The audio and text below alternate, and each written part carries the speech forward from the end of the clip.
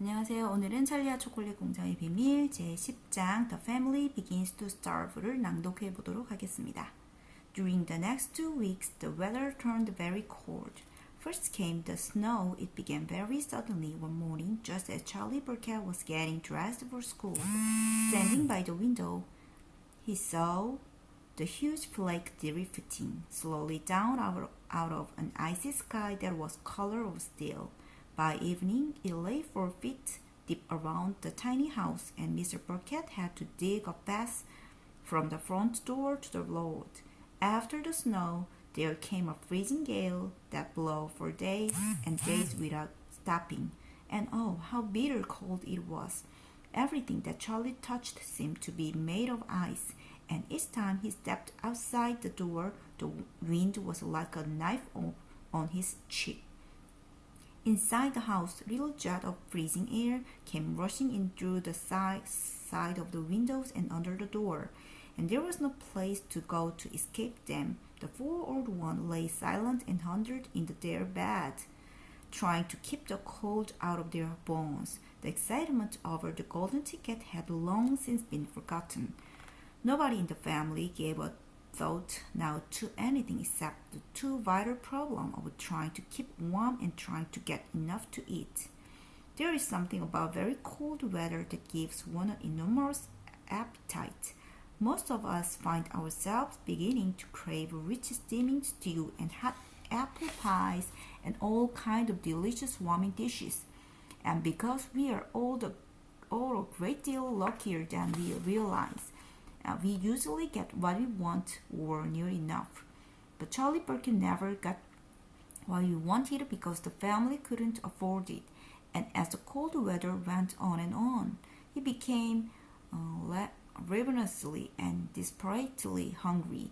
Both bars of candy, the birthday one and the one Grandpa Joe had bought, had long since been nibbled away, and all he got now were those thin cabbage meal 3 times a day. Then, at once, the meal became even thinner. The reason for this was the toothpaste factory, the place where Mr. Burkett worked, suddenly went bust and had to close down. Quickly, Mr. Burkett tried to get another job, but he had no luck. In the end, the only way in which he managed to earn a few pennies was by shoveling snow in the street. But it wasn't enough to buy even a quarter of the food the 7 people needed.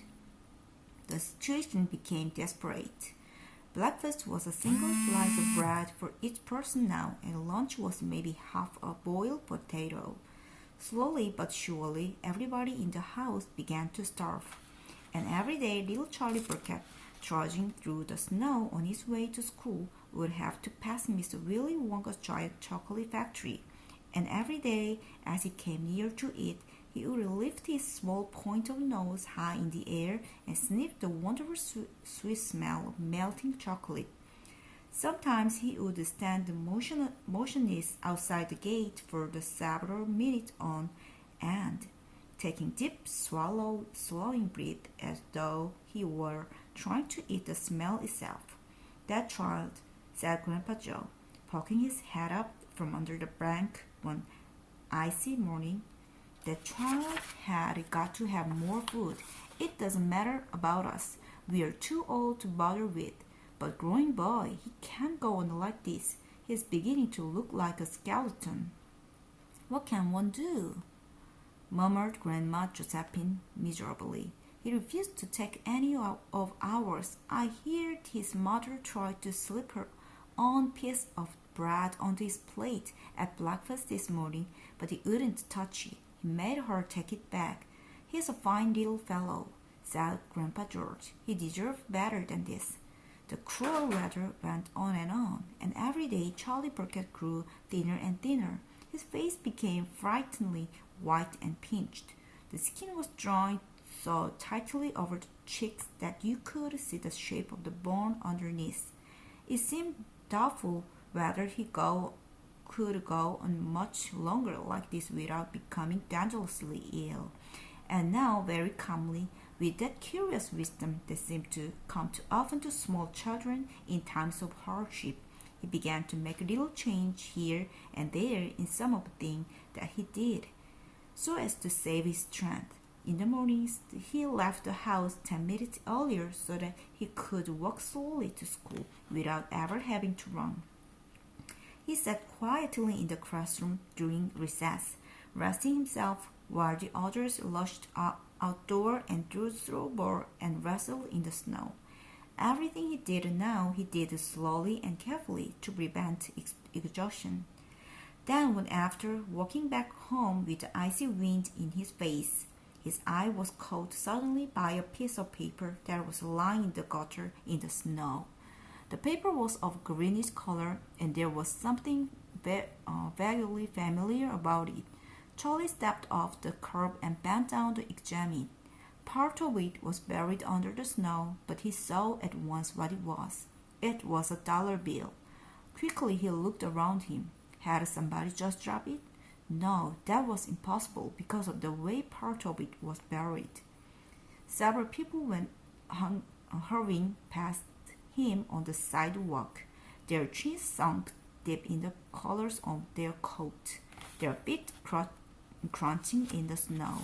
None of them was searching for any money. None of them was taking the slightest notice of the small boy crouching in the gutter. Then was it his, this dollar? Could he have it? Carefully, Charlie pulled it out from under the snow. It was damp and dirty, but otherwise perfect. A whole dollar. He held it tightly between his shivering fingers, dazzling down at it. It meant one thing to him at the moment, only one thing. It meant food. Automatically, Charlie turned and began moving toward the nearest shop. It was only 10 paces away. It was a newspaper and a stationery store, the kind that sells almost everything, including candy and cigars. And what he would do, he whispered quickly to himself. He would buy one luscious bar of candy and eat it all up, every bit of it right then and there, and the rest of the money he would take straight back home and give it to his mother. 들어주셔서 감사합니다.